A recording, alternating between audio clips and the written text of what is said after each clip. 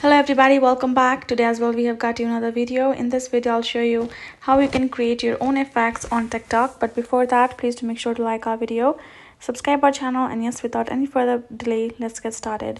So for that, simply go ahead, open up your browser, type in TikTok effect house and tap on this first search result. Now for you to create your effect, you have to go through this. So you can actually download Effect House right away.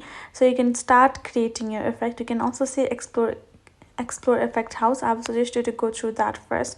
So like you can actually explore what is further that, how you can do it, how you can use it by tapping on the play button and actually learn it thorough.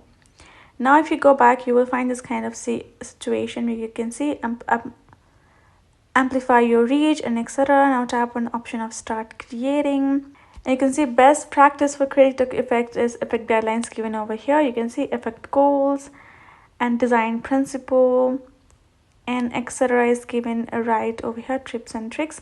So for you to simply start doing that, you will have to simply log in, create yourself an account and go through the creating purposes.